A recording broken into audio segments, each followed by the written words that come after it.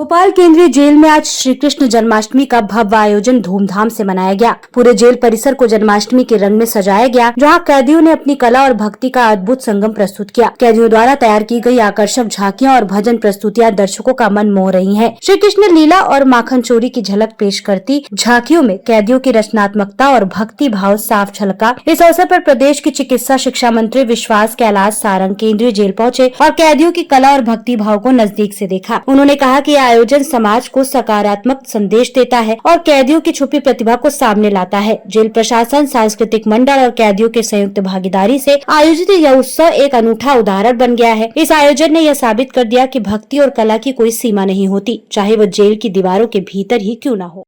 कृष्ण जन्माष्टमी की बहुत बहुत शुभकामनाएं देता हूं। आज का दिन हम सबके लिए बहुत महत्वपूर्ण दिन है।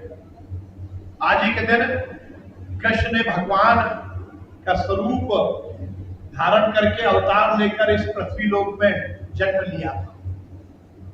जैसा वरुण जी ने बताया कि उनका जन्म जेल में हुआ, किन परिस्थिति में हुआ इसके बारे में यहाँ आवश्यकता नहीं है बोलने की, पर मुख्य मुद्दा यही है कि कृष्ण धरा पर क्यों आए, कृष्ण को धरा पर आने की क्या जरूरत थी। विष्णु जी के अवतार के रूप में यदि वो इस धरा पर आए तो उन्होंने अपने हर एक व्यक्तित्व के माध्यम से, हर एक कृतित्व से कहीं ना कहीं मानव जाति को संदेश दिया। जब वो जेल में पैदा हुए और उसके बाद वो किसी और घर में उनका पालन हुआ और उसके बाद उन्होंने संगठन क्षमता का संदेश देते हुए बाल गोपालों को एक किया। उन्होंने गोपियों के साथ रासलीला रचाकर स्नेह और प्रेम का संदेश दिया। उन्होंने कंस के खिलाफ संघर्ष करके अन्याय के खिलाफ लड़ाई लड़ने का संदेश दिया। उन्होंने द्वारकाधीश के रूप में किस तरह से शासन चलता है, प्रशासन चलता है, ये संदेश दिया। उन्होंने सुदामा चरित्र के माध्यम से किस तरह से वर्ग में कोई अंतर नहीं है, ना कोई गरीब ना कोई अमीर, सब एक जैसे, इसका संदेश दिया। किस तरह से उन्होंने गीता का संदेश देकर संपूर्ण विश्व को शांति का पाठ पढ़ाया।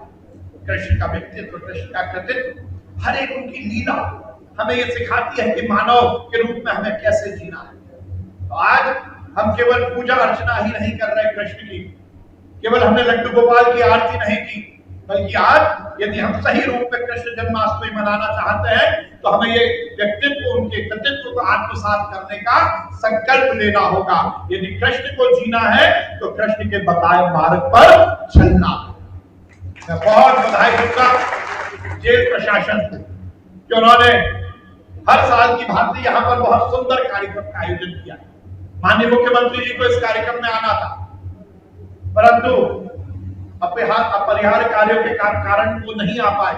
उन्होंने मुझे भेजा और विशेष रूप से ये संदेश दिया कि वो कृष्ण जन्माष्टमी के इस कार्यक्रम में हो सकता है जेल में शारीरिक रूप से उपस्थित नहीं हो, पर मानसिक रूप से और आत्मा के साथ इस कार्यक्रम में वो उपस्थित है। आप सभी को उन्होंने कृष्ण जन्माष्टमी की बहुत शुभकामनाएं दी।